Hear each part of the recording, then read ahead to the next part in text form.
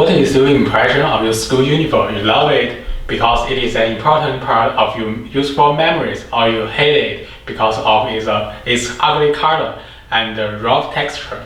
No matter what, school uniforms are becoming a common experience for more people. According to the 2020 National Center for Education Statistics, the percentage of public schools requiring school uniforms rose from 12% 20 years ago to 20% 5 years ago, and continue to rise. However, is uniform really what students want? Are students can really benefit from it? The answer both is not really. Schools should not force students to wear school uniforms, and I will specifically talk about the four aspects of mandatory school uniform policies, defeats and risks. They are unnecessary cost burden, intensification of inequality, suppression of students' personality, and the ineffective of the policy's expectation. First, school uniforms are a completely unnecessary extra cost and can be really expensive. According to a report by Cost Helper Education, a full uniform outfit can cost from $25 to $200 depending on the school and the retailer, with a full wardrobe of uniforms ranging from $100 to $600 for 4 or 5 mix and match outfits. This means the markers appointed by the school determines how much parents will spend on their children's uniforms.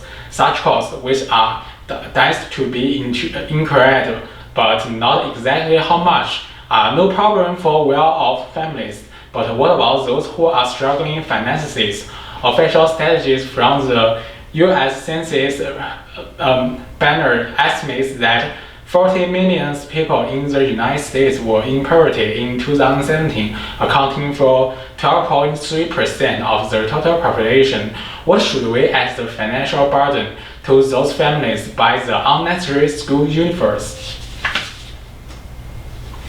Second, the mandatory school uniform policy will bring more inequality issues. On the one hand, the school uniforms are destined to bring cost. It will promote isolation and barriering between social classes. Children from rich families are able to afford more than one set of school uniforms, while children from poor families are more likely to wear an old school uniform for a long time.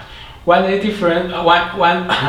there are different new and old stages of the same kinds of clothes appear, it naturally directly exposes the gap between different economic classes.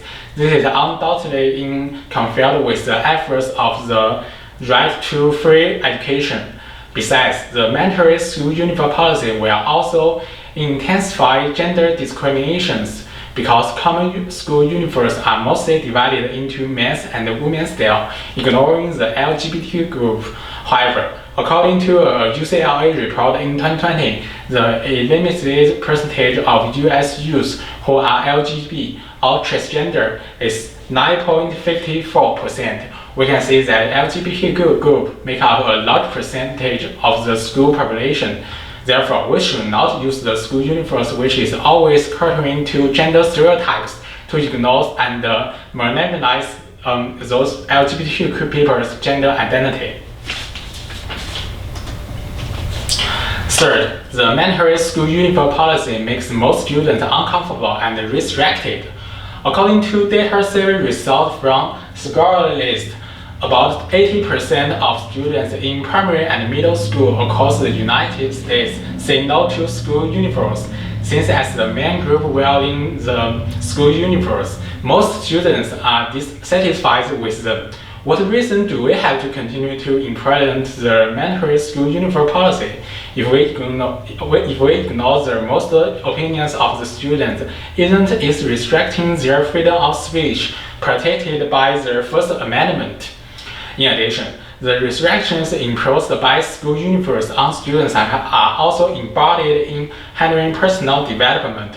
According to a study focusing on the level of student physical activities, some school uniforms for female students actually prevent them from participating in physical activities and reduce their enthusiasm For exercise, therefore, school uniforms restrict the growth of students in many ways, which is contrary to the freedom and democracy we want to advocate. Fourth, the intended purpose of the implementing the policy of school uniforms is inherently ineffective. Many people who support schools to require students to wear uniforms will say uniforms are good for student safety and academics. However, this is a fallacy. On the one hand, school uniforms are not positively related to student safety, and school uniforms may even increase violent attacks. According to a research report on primary and middle school in the Midwestern United States, after comparing the collected data before and after the implementation of uniforms, researchers found that there was no difference in the number of violations of students. More interestingly, a study found that in the most violent schools,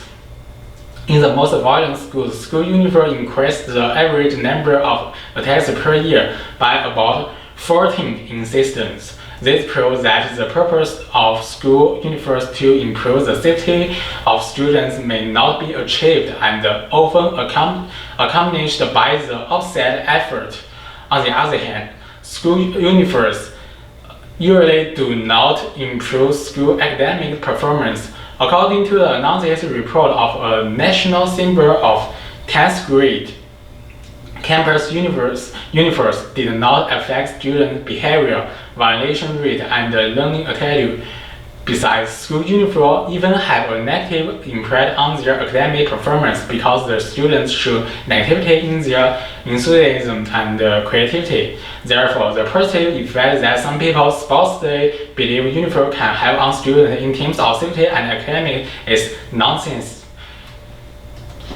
In general, there are the 4 reasons why schools should not implement a mandatory school uniform policy. Data facts prove school uniforms not only didn't have a positive impact on student safety and academic performance, but also brought many defects including unnecessary economic costs, intensifying economic and gender inequality, and inhibiting the development of student personality. In short, we don't need a mandatory school uniform policy. We need respect student personality and just let them fly. Thank you.